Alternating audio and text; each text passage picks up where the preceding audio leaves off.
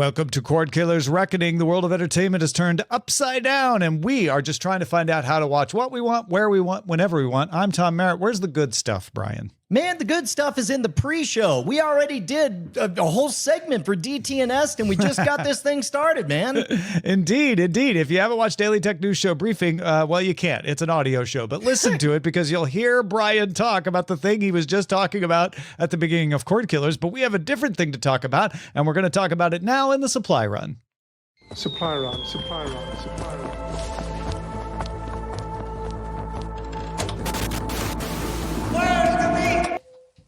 YouTube has changed, Brian. You're telling me, a 20-year veteran here. Yeah. CEO Neal Mohan revealed in his annual letter that YouTube on television has now passed mobile as the primary device for YouTube viewing in the United States. Mohan revealed a plan to bring AI tools to creators for content ideation, finding new audiences, some auto language dubbing functionality rolling out more widely. Apparently that was tested with a few hundred creators back in June of 2023. YouTube also plans to use machine learning to help determine users' ages to age appropriate content algorithm them. But the big one is that YouTube is TV centric now. It is not mobile centric, where it has lived its entire life. I want very much to perceive. Well, I guess YouTube's not entire life. I guess really the iPhone was the beginning of. They were the first baked in. I guess web was its origination, right? But it wasn't television. It was on a desktop or a laptop. Which maybe not mobile per se, but not living room. And now it's living room. Yeah, well, and that's what my immediate thought was, the fact that everybody wants to figure out what was the one deciding factor that caused this to happen. And of course, it's a confluence of a number of events, not the least of which is bandwidth finally reached everywhere. I think, are people still riled up about net neutrality, Tom? Are people still assuming that? Well, if you bring it up, they get riled up really fast, I've noticed. Well, then pretend I didn't say that. But no, that wasn't a shot. I'm just saying, like, they sort of forget it exists until you bring it up, and they're like, oh, right. Well, yeah, net neutrality. I'm pretty upset about that. But certainly people aren't as fired up over the prospect of not getting enough bandwidth or not getting their hands on broadband as they used to. Another controversy, which I actually thought maybe you were going to bring that one up too, was Wi-Fi versus wired. These days, you can pretty much just put your TV on Wi-Fi and be able to get a decent stream of video. And when we started this show, the recommendation was don't do that. It'll work, but it won't work well. And I find that it works just fine. Another thing that has happened is televisions have finally matured. As much as we loathe the fact that there's a bunch of menus on menus and we have to wait for our television to update and reload and so on, it used to be that the most frictionless way to enjoy your favorite YouTube stuff was, first place was press the one button on your phone and just watch. It always worked and it was right there. Second place was turn on your laptop, press play. It pretty much always worked. And then third place was, depending on your television setup, it was sticks on boxes on, or through your game console. And now pretty much whatever your setup is, there's usually some way to do it, or at the very least, cast from your device onto there. So you have a reduction of consumer friction going into it. So you have basically fat enough pipes that on a phone, you wouldn't notice how low resolution it might be, the content might be, but thanks to broadband, you're going to notice on that 4K TV, and finally 4K streams are fairly reliable from YouTube.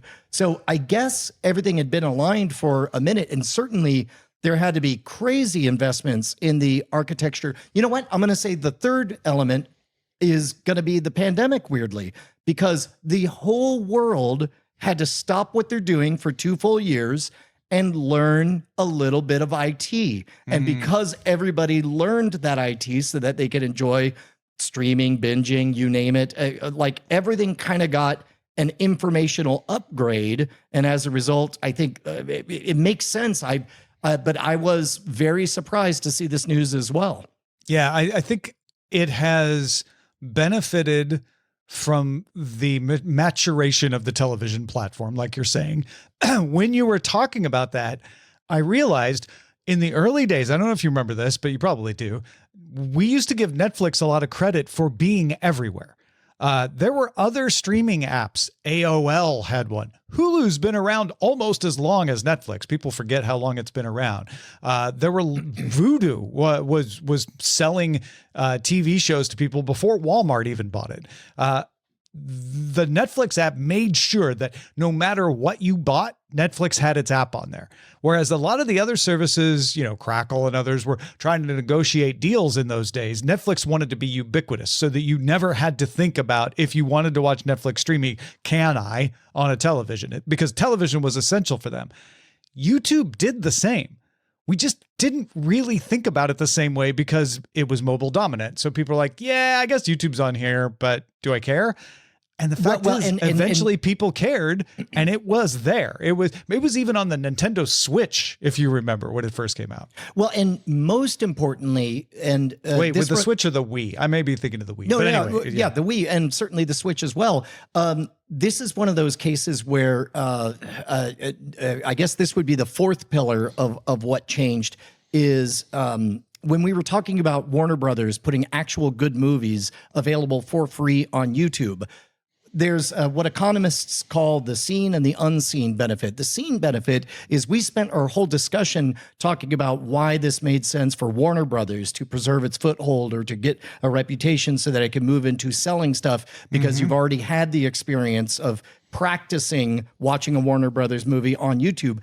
But one of the knock-on benefits, and it's rare to catch one of these moments at a tipping point, one of the knock-on benefits is that the reputation of YouTube changes over the long term. Because when it was on the Wii, it was like, oh yeah, I'll make sure to pull that up in case I want to watch any cat videos.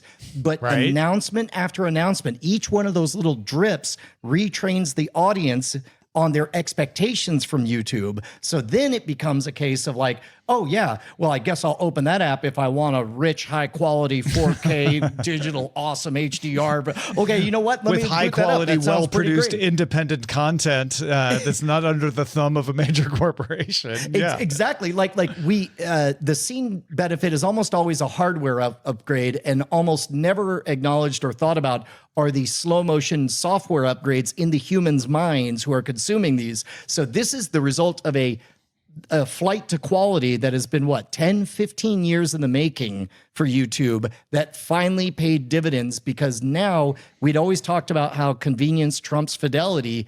And now YouTube has officially landed, because on the device of presentation, the device of fidelity, that is now the preferred way for people to experience YouTube, which is much, much bigger than I ever would have thought. And it's makes me very glad, Tom, that I've worked so hard on this new studio so I can do a lot more on my YouTube channels. Yeah, for sure. Right. Like, I think YouTube's tweaking of the app to be more friendly to a TV interface lagged behind its popularity. I remember Eileen was watching a lot of YouTube videos on her phone or maybe her iPad. And I said, we could put the YouTube app up on the TV. We have it. It's installed on the Roku, or maybe it was the Apple TV at the time. I don't remember. But she was like, oh yeah, but that app's kind of bad. And there was a resistance to even watching it on the TV. Over time, we did it more often. The app got better. It got easier to use. Content algorithms got a little better at making sure to show you things that you wanted to watch. I remember on this show, maybe 5 years ago, complaining like, yeah, the YouTube algorithm never shows me anything I want to watch. Totally don't have that problem now. To the point where for us, YouTube's kind of our first stop. When we sit down and turn on the TV, a lot of times it's already on YouTube. Like the app is just sitting there waiting for me to press play on something. We may have to remember to switch profiles if it's me or Eileen watching. That would be my only complaint, is that if Eileen and I watch something on her profile, I don't have the information on my profile and it'll start to tell me to watch it. And I'll be like, yeah, I already watched that. But you can watch 15-minute, 5-minute, 20-minute, like you can just sort of like, I don't know what to watch. We're busy making food. Let's watch that. We also use it to just put on music. Like it's become the music player for us on the television. So we'll put up like Lo-Fi Girl or something similar, or, sometimes it's just like a pretty picture with a playlist behind it.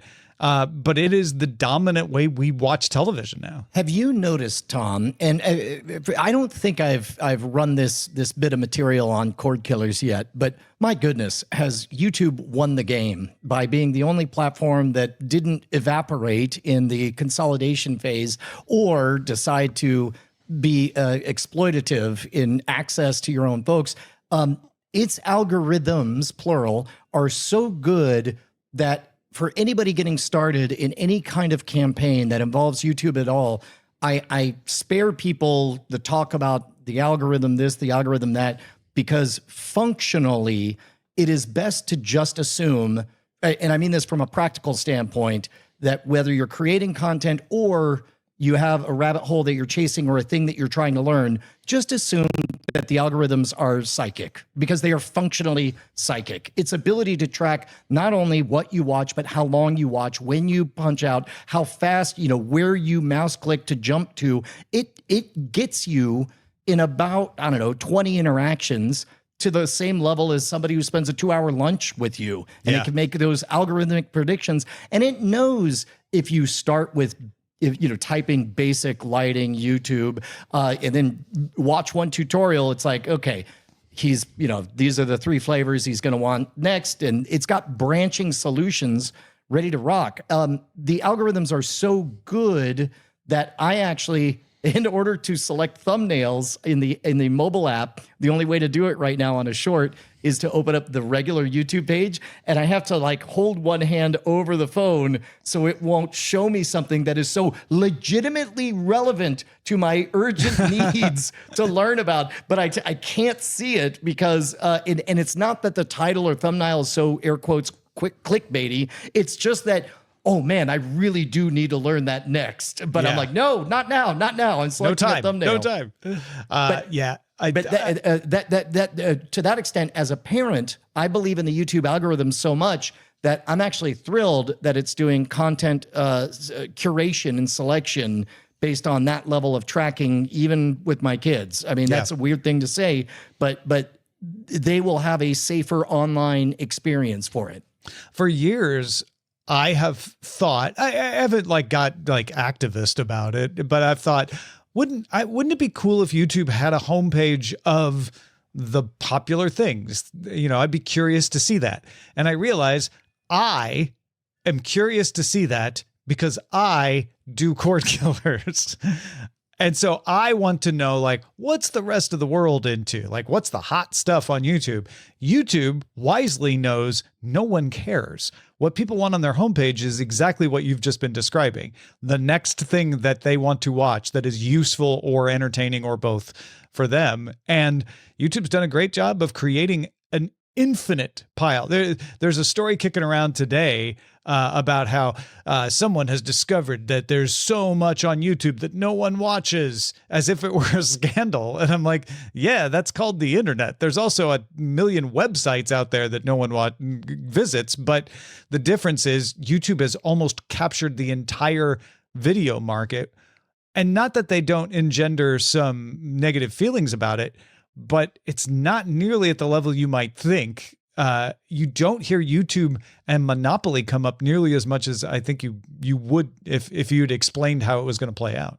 Yeah, it's to the point now, Tom, you know how scared I am of getting bubbled, of getting trapped in an information bubble, and I take my information diet very seriously.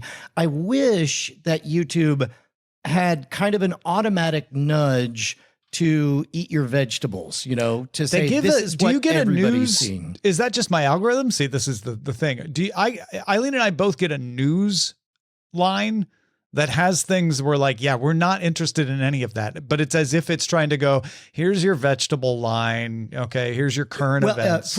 Last time I checked in on this stuff, most people tend to use the recommended for you tab off to the right. And there's basically 3 categories. There's stuff that it knows you currently like that off is to the right on the desktop in the web app.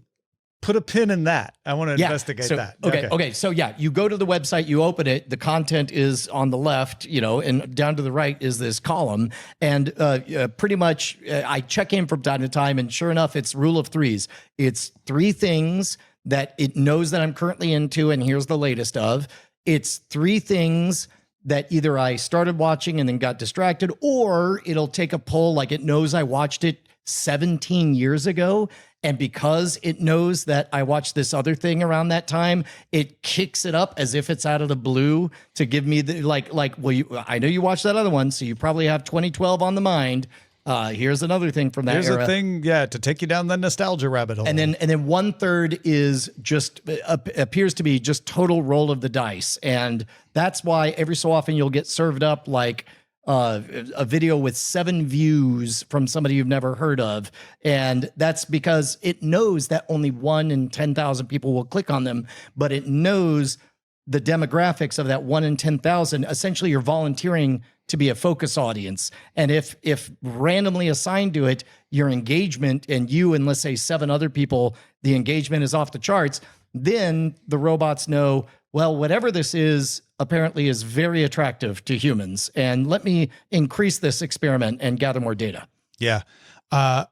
You threw me off there because I think, even though I use all of the interfaces for YouTube, I think of the TV one.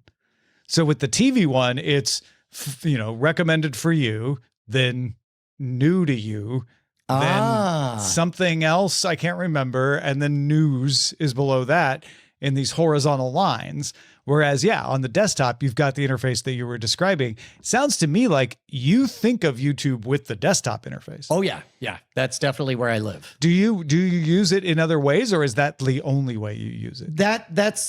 Now I use the mobile app a little bit more, but that's mainly because I make so many shorts nowadays that I always want to its native exactly. habitat. And there are little things like I've noticed that you can engage in a little bit of storytelling, meta storytelling, by knowing where the suggested next video is. You could factor that into the framing or to the thumbnail, or it's really a fascinating game where my advice to anybody who wants to make it on YouTube is conjure up the avatar in your mind of the perfect consumer of your media, and actually down to what kind of device do they consume it on, and then just role play as that person and see, create a separate account. Don't use your own account. Create a separate account, surf YouTube, pretending to be somebody who wants to learn about gutter repair, and then see who's out there dominating the gutter repair scene. And then ask yourself, is anybody, okay, that's the David Copperfield of gutter repair. Is there a Penn and Teller of gutter repair? That kind of thing. And then when you find that open slot, guess what? That's your opportunity to go be the king of sassy gutter repair. No, that's great. That's really good advice. Especially make that throwaway account so you're getting a fresh algorithm. And if someone only cares about gutter repair, as far as the algorithm knows, what would it show them? I love that. And it only takes, just assume it takes about 20 clicks. Now, remember, when you're pretending to be the avatar of your customer, you have to fully embody it and actually watch the content as though, and your mind as gutter repair expert is going to say, I know this, and you're going to want to skip. I'm like, but does your avatar know it? Yeah, right. And how impatient is your avatar to get to the fix? And let that inform how you make your video. It really is, for good or for ill, Tom, YouTube is a meritocracy. And I'm not sure how I feel about that because, because I liked it better when it was a small group that I had a head start and you could game that algorithm easier. Yeah. No, I agree. It's not perfect. Certainly somebody's going to write in, and already has at this point, because you're really a fast typer, saying that YouTube algorithm is not a meritocracy. Look at this example of this person who was unfairly treated by it. There are so many billions of videos, you are definitely going to find unfair treatment. It's also not perfect, so it's going to make mistakes. I don't think we're trying to say that it's perfect. We're trying to say it has become really good. It has improved quite a bit over the years, to the point where it knows. Here's an example. Our dog, when he's in the crate, since he's been a puppy, we've played this one video, which is like a video of the highway with some calm music going by. We have not had to play that a while because during the day, he's been away at dog training. He's back. Today, I put him in the crate in the middle of the day, went to the Apple TV that is in the bedroom where his crate is, launched YouTube, and the first video was, oh, so you're back to the dog? Here's the video of the highway with the soft music. Even though it would have been 4 weeks back in my history, it was right there. It knew. It's like, I know the fingerprint of that Apple TV. I know it's your account. I know it's this time of day. Boom. Here you go. Yeah, it reminds me of what somebody told us. By the way, if this one episode of Cordkillers seems incredibly popular, it's because I played it for my dog for an entire week. Oh, right. That's right. I remember that. Anyway, I'd love to hear what people's experiences are with using YouTube and TV versus desktop versus mobile. So get those emails to us, cordkillers@gmail.com. Or you could just give us money. Oh, yeah. You know what? I forgot that was even an option. You know what, Tom? YouTube. Ha! Who needs it? Bunch of ads, they say.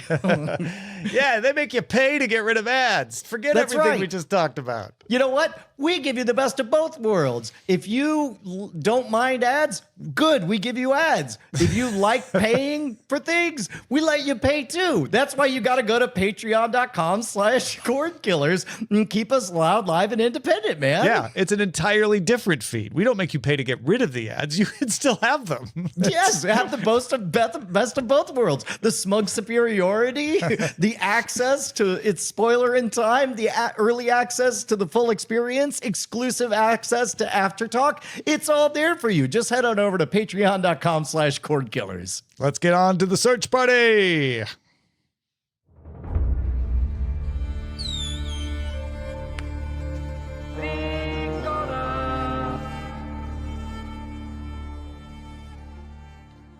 Brian, Amazon announced that it has greenlit production on another installment of Lord of the Rings, The Rings of Power, season 3. I'm sorry, Tom. It's too cold for me to listen to this. The only thing I have to warn me is the billions of dollars on fire, thanks to our friends over at Amazon. I have a theory. I have a theory about this because I know lots of people who watch this. I know a small number of people who express a positive opinion about it.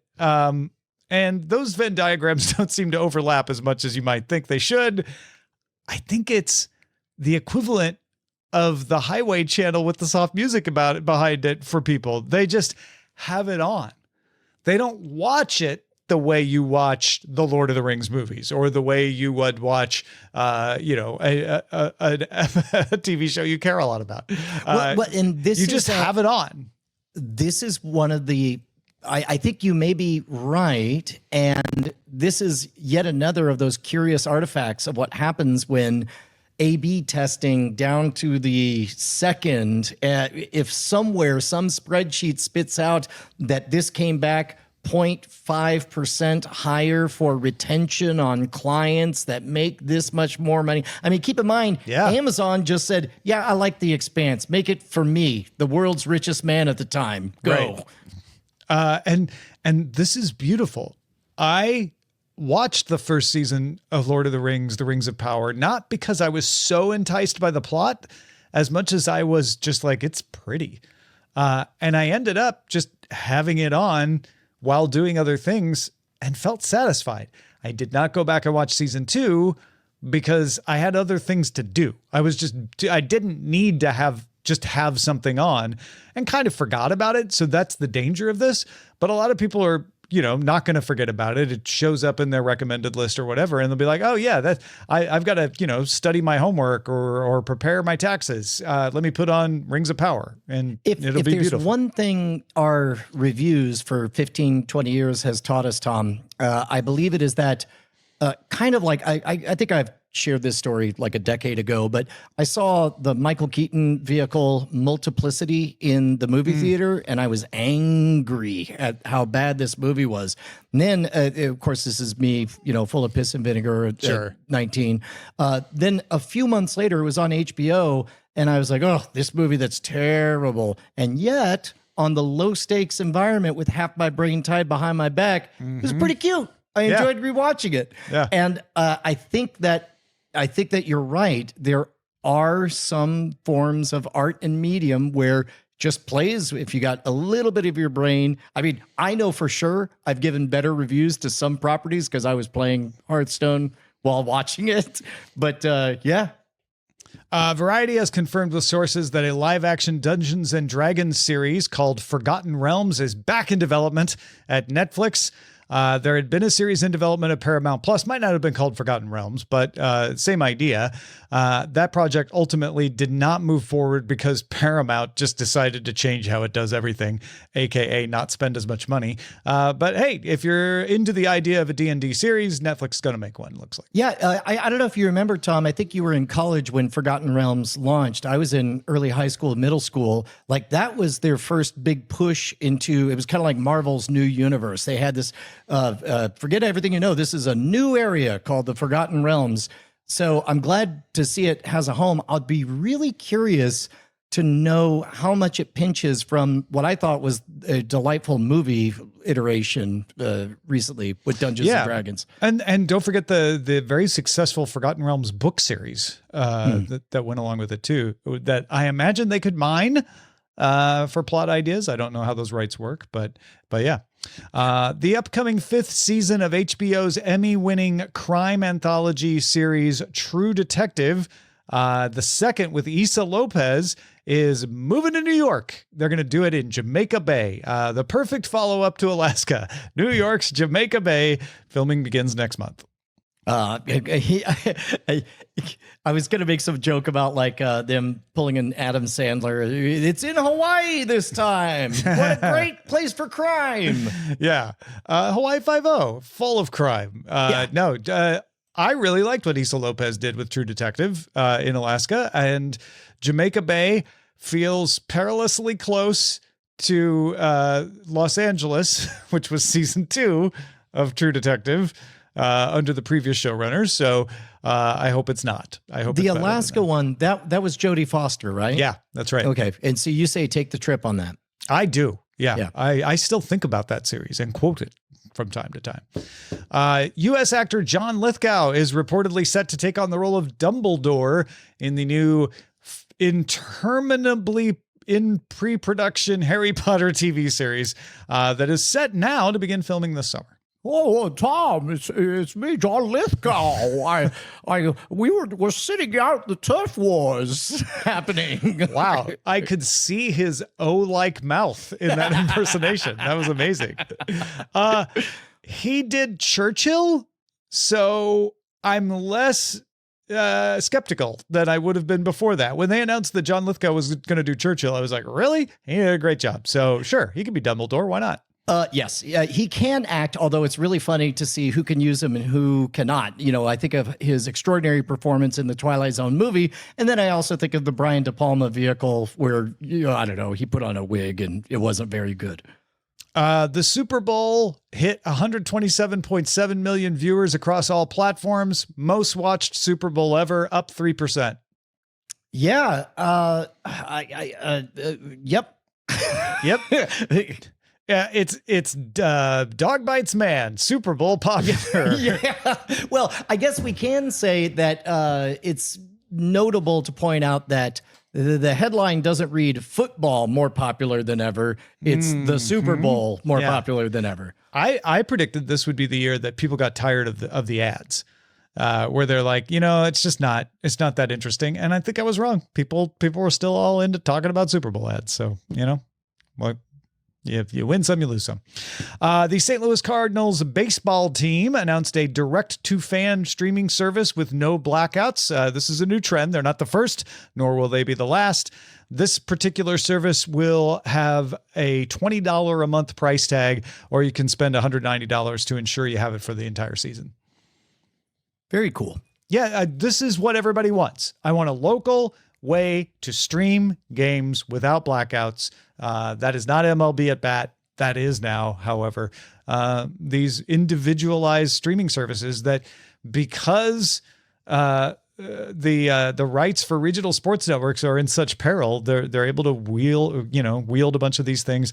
I think this goes away. I think eventually all of these end up in a single hand that makes no blackouts and divvies up money amongst everyone. But for I now, don't know. You've got an answer. Well, so think about this. If it's a direct-to-fan streaming service, then sports is the kind of place where it's what people want is to have their information siloed and bubbled. Like, can you imagine an argument between the Cardinals and the Astros about, like, let's say a news story that is fairly neutral, but it's like, that's not true. That's because you get all your facts from Cardinals TV. No, that's like, get out of here, Astros. Yeah. Yeah. In fact, the Cardinals and Astros did have a dispute very similar to that. So it's as if you ripped it from the headlines. The reason I say I don't think we'll have these individualized services forever, this reminds me of what happened that spawned the regional networks, which was in markets, you had multiple broadcasters. You would have a cable only channel, but then you'd have a broadcast partner. And then maybe you'd even have like some national games that were regionally broadcast that you might or might not get. But eventually they simplified that to regional sports networks, right? They're the national games still, but regional sports networks. And regional sports networks were bought up by companies like Fox for the most part, except where the big the big markets were, where they would have the wherewithal to run their own. I don't think these are going to be profitable enough. They're not going to get as much money from this as they would have from the regional sports networks. And I think the league will eventually strong arm the big markets into agreeing to some national package that helps benefit the smaller markets, gives them a little more money, and they'll throw in some sweeteners for the big markets. And then you as a fan will still be able to just get your Cardinals baseball games if that's all you want. It'll just be provided through the league. That's my guess. Yeah. Did you watch this trailer for Tim Robinson and Paul Rudd movie called Friendship? Did I ever, Tom? And this was a masterpiece of trailer editing, because the first one full minute of it is very pregnant, exactly the way an I Think You Should Leave sketch would be. And you're waiting for the hilarious way that Tim Robinson is going to fly off the handle. And instead, everything turns when the first review popped up and it says the word terrifying, and then the music takes a harsh turn and it's dramatic. And then while you're in drama mode, the next review comes up, the funniest movie I have ever seen. And it was so wonderfully confusing. Please stop what you're doing and go watch this trailer. I'm all in. A24 has a fantastic reputation. I love Tim Robinson. Paul Rudd, every time I see him, I think he's pretty good. This looks great. Yeah, this is going to be so much more than what it's about, because what it's about is a guy whose wife apparently encourages him to make some friends, and he does, but only for a short period of time before they kick him out of the friend group. And then it descends in the trailer into, I Think You Should Leave territory with Tim Robinson's reactions. It looks fascinating. You know what this felt like? Every so often Adam Sandler will do a good dramatic turn in a movie, and oftentimes they don't know how to market it. And this is them kind of leaning into that skid of like, I don't know how to market this. Well, let's just make everybody on edge and confused. And then they walk in not really expecting anything. And then talk about like, I had no idea what to expect and it was so good, hopefully, is what and A24's got a good record on that. Finally, Peaky Blinders creator Stephen Knight told BBC Breakfast that the work so far on the Peaky Blinders movie looks fantastic and will prove to be a very fitting way to end this part of the Peaky story. To which the anchors immediately jumped on this part, and he said, "It's not over. Let's just put it like that. I'm not allowed to announce it, but I'm just saying that the world of Peaky will continue," which is an announcement, by the way. Peaky Blinders MMO, let's go. Hey. I don't know. Spin-off series, other characters, something like that. Sounds like that's what they're doing with Ted Lasso. They're going to bring Ted Lasso back with the other characters, and it might not even be called Ted Lasso. We'll see. I feel like he's like, yeah, we'll do Peaky Blinders stuff, but I can't say it's Peaky. It's the world of Peaky. So there you go. Let's move on to the buried treasure. Most people want to know why they suddenly got rich. Buried treasure. The This is the part of the show where we talk about something we actually watched in the past week to try to help you find cool things to watch. Brian, what'd you watch? You know what? I finished watching an episode of Severance and thought I was going to look at Silo, but then I saw, oh, that's right. They're pushing Mythic Quest. I remember that was a good season 1. Let me open it. Tom, when did there get to be 4 seasons of Mythic Quest? I don't know. I don't know how that happened. I remember the second season, and then I remember hearing about another one, but I guess this is the 4th. Well, and the worst part is, I'm certain we reported on it. Oh, I'm sure we did. But yeah, it was every different time. when I was shopping. Yeah. Did you end up watching any of it? Like We did. starting from where you left off? I went in blind, and it was fun because, having a 17-year-old cool daughter, bassist in a band, like she'll give things a try and then just get up and just leave the room Yeah. if she's not digging it. But going into it, Bonnie and I just summarized season 1, and they're like, yeah, season 2, all you need to know is season 1 was about them becoming equals and starting, and now they're starting. And so, and she dug it. She hung around for the whole thing. Fantastic. I watched the Saturday Night Live 50th anniversary special, which been hearing a lot about that. ended up becoming the most watched primetime entertainment telecast in 5 years. It doesn't beat the Macy's Thanksgiving Day Parade, but it is NBC and Peacock's most watched anyway.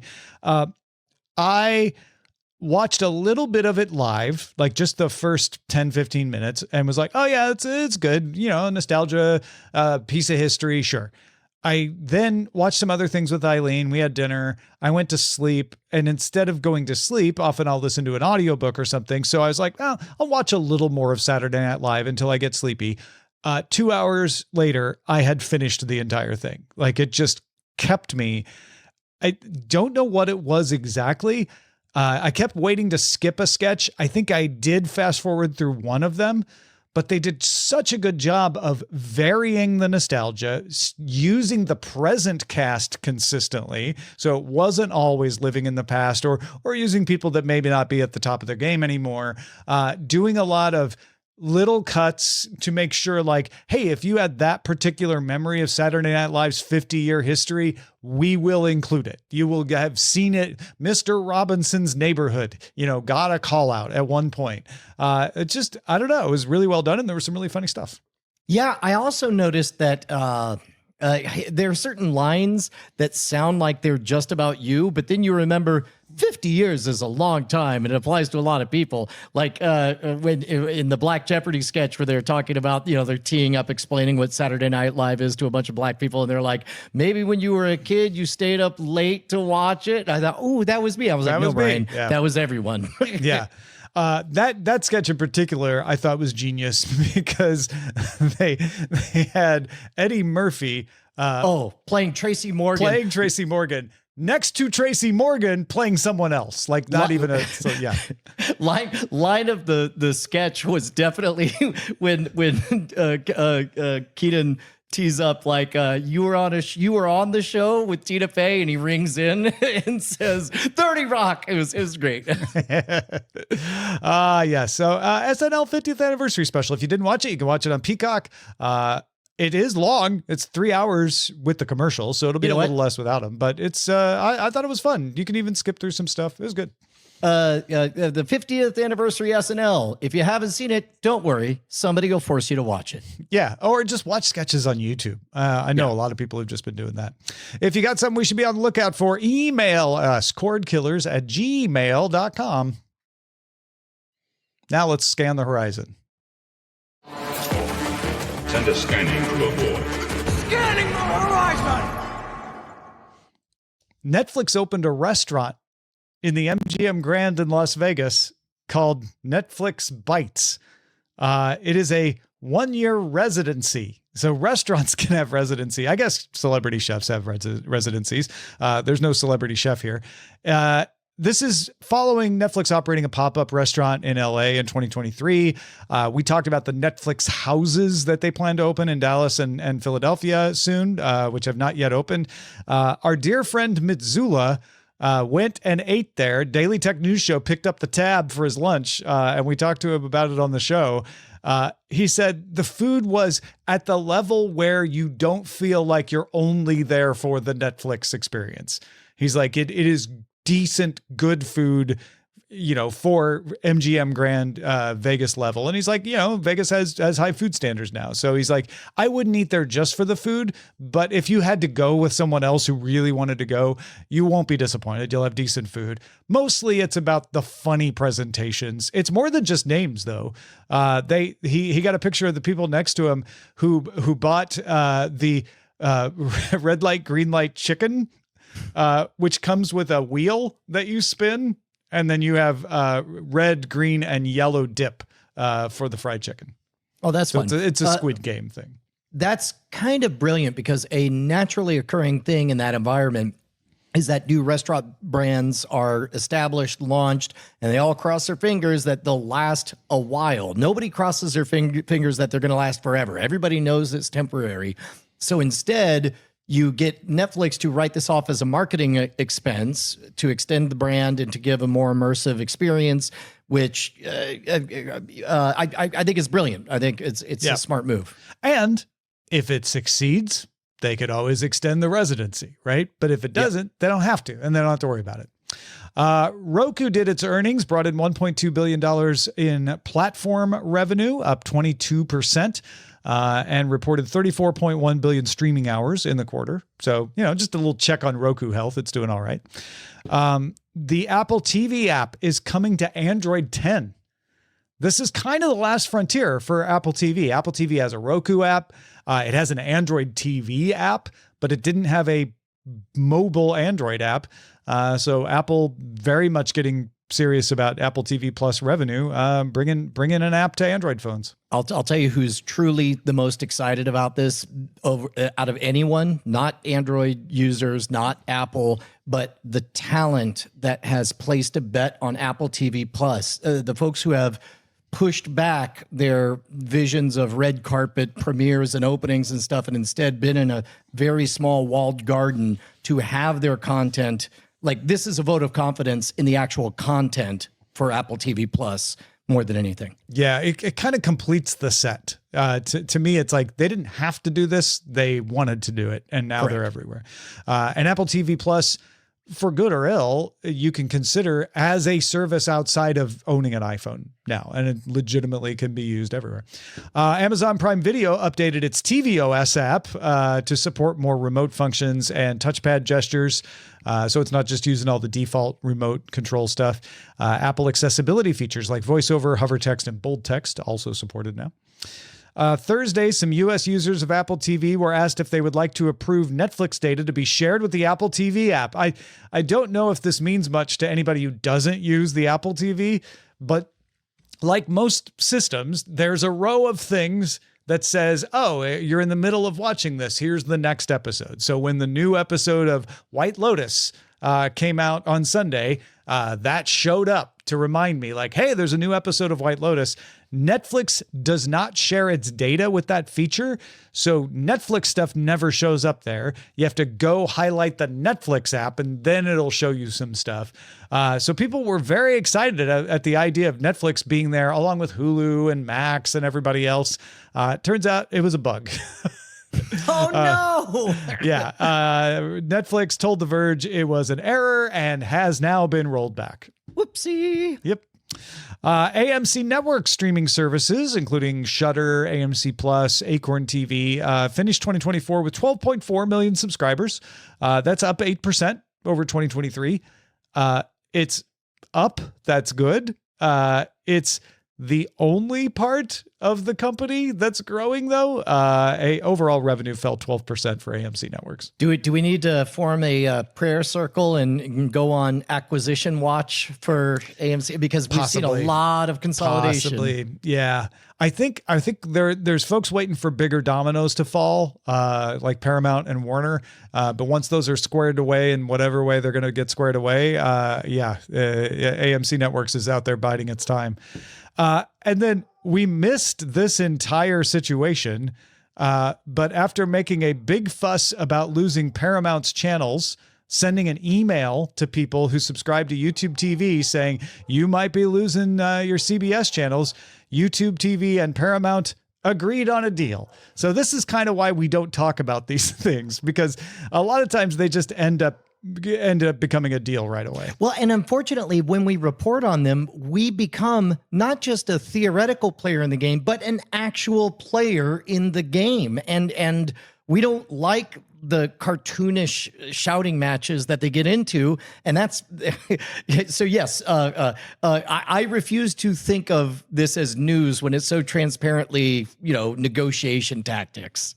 Yeah, exactly. But anyway, if you saw people talking about this or saw headlines about it, it's already solved. Hooray. You know what? That should be our policy, is that we report on these disputes only if they're extraordinary or solved. Yeah, no, I like that.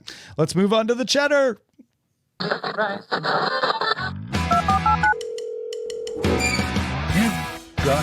mail. And it's time for your emails to cordkillers@gmail.com. Stealth Dave wrote, as I was listening to Tom talk about his experience watching the Super Bowl, I started writing an email in my head about the challenges we've had over the past 2 years streaming football games, particularly during the playoffs. Goes on to talk about some of the issues.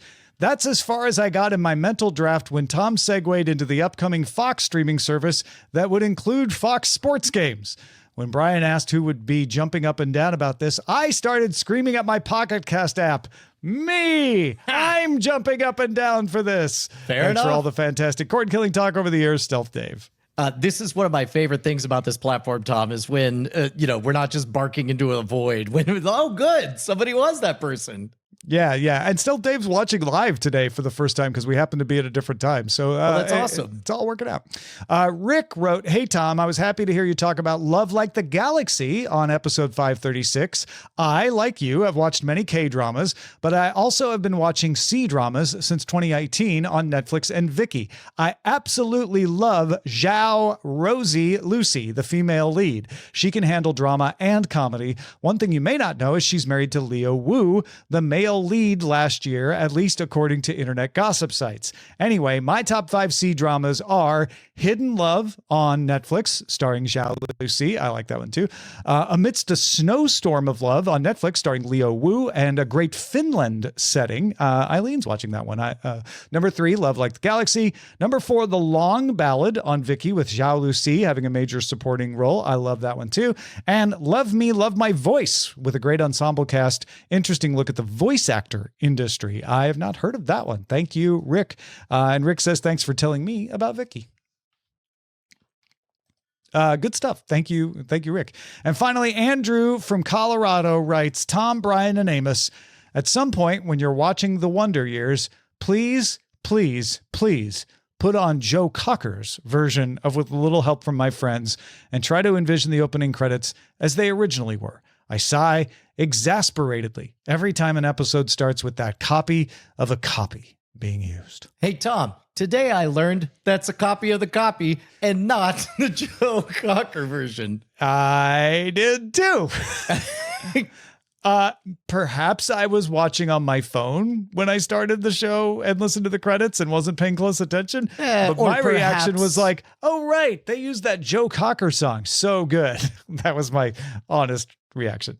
Yep. Same. In fact, I spent a good 15 seconds trying to remember Joe Cocker's name when I was watching it. Turns out I was just seeing an impression. I save a little bit of this for the full experience when we talk about it. But I remember when this came on, because it came on right after the Super Bowl, thinking, wait, they didn't use the Beatles? They're using the Joe Cocker version? Like, I was puzzled by it at the time, but yeah. Well, I think also they were masking their use of the Hi with a Little Help of My Friends because it's barely mumbled in the chorus in the background, which is probably why they used a copy of a copy. Yeah. Well, that's it, folks. Thanks for being here. Our website is cordkillers.com. Our email address is cordkillers@gmail.com. And we are live on twitch.tv/nightattack Mondays at 7 p.m. Eastern, 4 p.m. Pacific. I reckon we'll talk to you next time.